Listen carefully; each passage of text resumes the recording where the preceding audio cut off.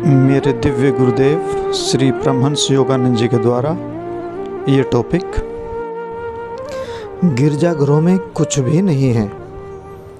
लाखों लोग ईश्वर के विषय में जो उन्होंने सुना था उस पर अपने हृदय में वास्तव में यह विश्वास किए बिना एक गिरजाघर से दूसरे गिरजाघर बदलते रहे हैं।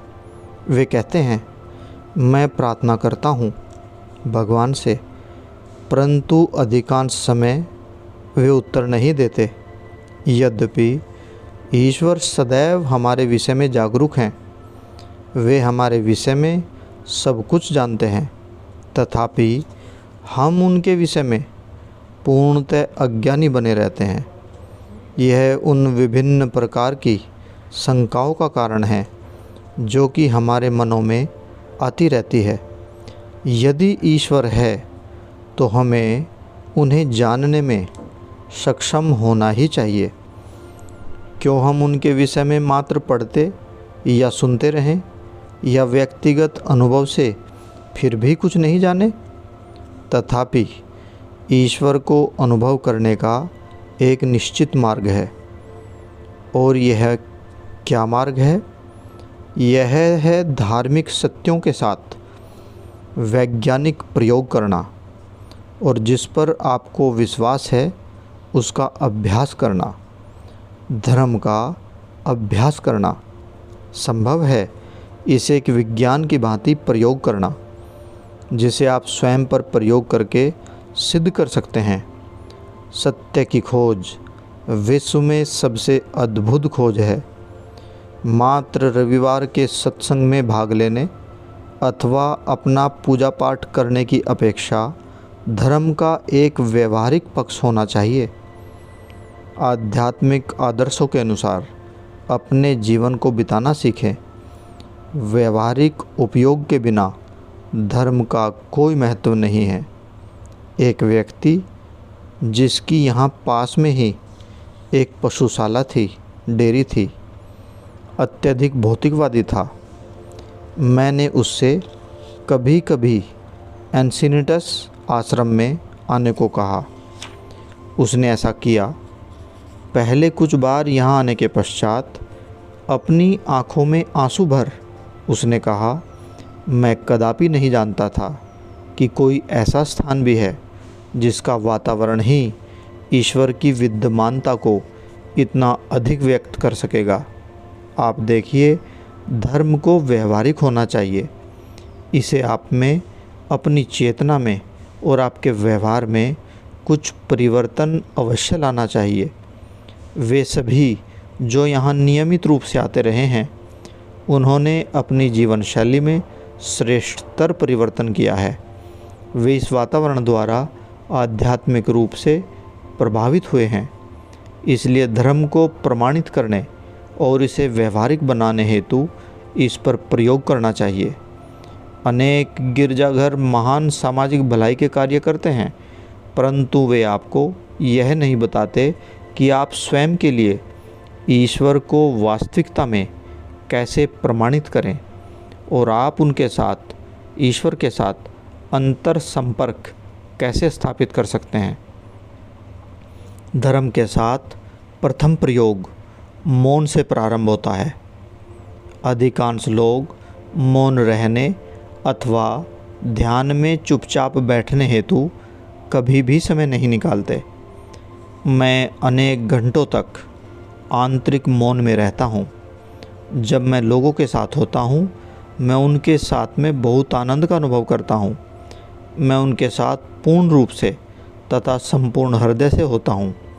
परंतु मैं जब लोगों से दूर होता हूँ, तब मैं पूर्णतः जीवन के उस सर्वोच्च आनंद ईश्वर के परमानंद में अकेला होता हूँ। मैं चाहे कहीं भी हूँ, ईश्वर का वह आनंद सदैव मेरे साथ है। आप मौन के साथ प्रयोग क्यों नहीं करते, ताकि आप भी इसी प्रकार रह सकें? आप में भी अधिकांश लोग अपने विचारों को सभी दिशाओं में भटकाए बिना 10 मिनट तक भी स्थिर नहीं बैठ सकते। आपने अपने आंतरिक घर में शांत होना सीखा ही नहीं, क्योंकि आप सदैव अशांतिपूर्वक अपने मन का पीछा करते रहते हैं। मेरे गुरुदेव श्री स्वामी युक्तेश्वर गिरी जी कहा करते थे, प्रसन्नता के भंडार के द्वार को बंद करके मनुष्य अन्य सब स्थानों पर उस प्रसन्नता की भीख मांगने हेतु भटकता रहता है। कितनी मूर्खता है, जबकि आनंद का पूर्ण भंडार उसके भीतर पड़ा है। मैंने अपने बचपन से ही ईश्वर की खोज की है तथा उनके संपर्क से मुझे जो प्रसन्नता मिली वह कोई भी पूर्ण रूप हुई भौतिक इच्छाएं कदापि नहीं दे सकती। यद्यपि आपके पास ईश्वर नहीं है तो आपके पास कुछ भी नहीं है। यदि आपके पास ईश्वर है तो सभी कुछ है, क्योंकि वे ही विश्व के स्वामी हैं। यदि आपको धर्म से कोई परिणाम नहीं मिले तो ध्यान का परीक्षण करें, ध्यान करें, ध्यान करना सीखें। ईश्वर को उनके मौन से हिला दें। आपको बल देकर कहना होगा, प्रभु मुझसे बात करें। मौन रहिए और मन ही मन ईश्वर को पुकारें। यदि आप रात्रि में मौन के समय पुनः भोर बेला में गहन प्रयास करें, शाम को और सुबह, तो कुछ ही समय पश्चात आप ईश्वर के प्रकाश की चमक या आपकी चेतना पर उनके आनंद की लहरों को पाएंगे। ध्यान में, मौन में ईश्वर को जानने हेतु प्रयोग करने से सबसे अधिक वास्तविक और सबसे विलक्षण परिणाम आते हैं। वैज्ञानिक किसी समय ऐसा सोचते थे कि पानी एक ही तत्व था, परंतु बाद के प्रयोगों में यह सिद्ध हो गया है कि इसके दो अदृश्य तत्व ऑक्सीजन और हाइड्रोजन किसी विशिष्ट संयोग से मिलकर पानी बनाते हैं। इसी प्रकार धार्मिक प्रयोगों द्वारा अद्भुत आध्यात्मिक सत्यों का बोध होता है। जब आप ध्यान में शांत बैठते हैं और आपका मन अंदर की तरफ हो जाता है, ईश्वर की तरफ, ईश्वरीय शांति, आनंद और प्रेम को अनुभव करता है, आप ईश्वर तथा अपनी वास्तविक प्रकृति का प्रमाण पालेंगे। धार्मिक नियमों के साथ प्रयोग करना अद्भुत है, क्योंकि इसका परिणाम आपसे बाहर नहीं घटता, अपितु ठीक आपके अंदर आपको अनुभव में आता है। एकमात्र धार्मिक विधियों का उपयोग ही चिरस्थायी, हमेशा रहने वाली प्रसन्नता ला सकता है।